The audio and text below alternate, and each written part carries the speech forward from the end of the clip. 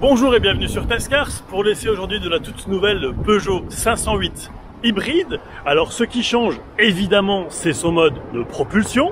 Il y a un moteur essence de 180 chevaux mais aussi un moteur électrique de 80 kW pour un total de 225 chevaux.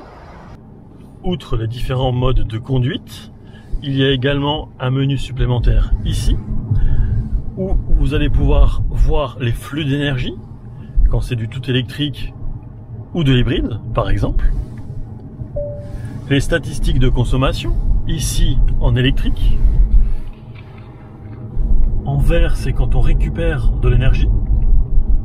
En orange c'est la consommation thermique. Vous pouvez ici programmer une charge, par exemple si à partir de 22 h vous êtes en heure creuse.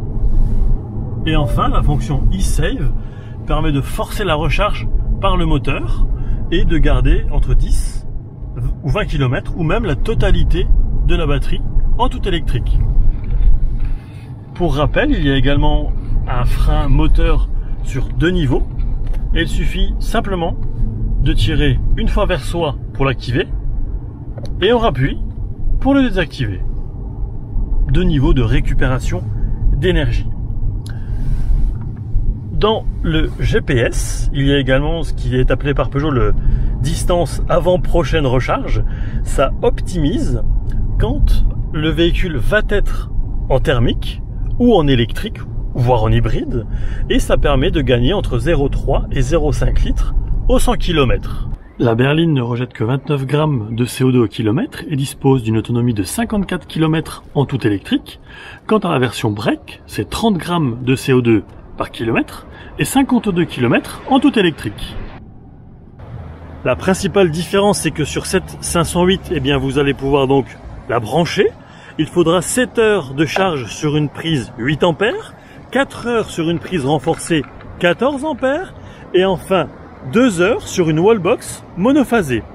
À savoir que une prise renforcée coûte environ 260 € hors taxe et on arrive à 960 sur une wallbox monophasée, toujours en hors taxe.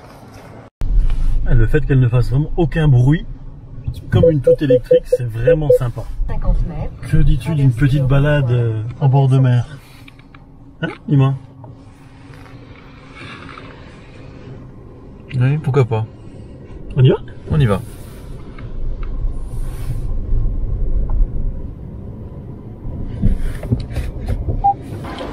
Le petit voyant que vous voyez au niveau du rétroviseur central, ça indique en fait que la voiture est en tout électrique, donc qu'elle ne rejette absolument rien. L'habitabilité et le volume du coffre sont identiques aux versions thermiques, soit 487 litres pour la berline et 530 pour le break.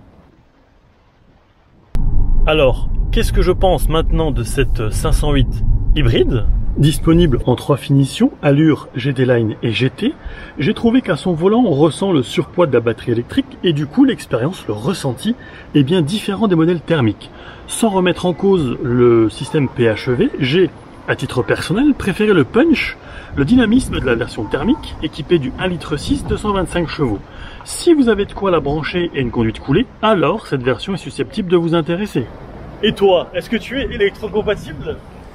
Je ne pense pas. J'espère que cette courte vidéo vous aura plu. Quant à nous, on se retrouve très vite pour une prochaine vidéo avec, je l'espère, de meilleures conditions météo. Ciao!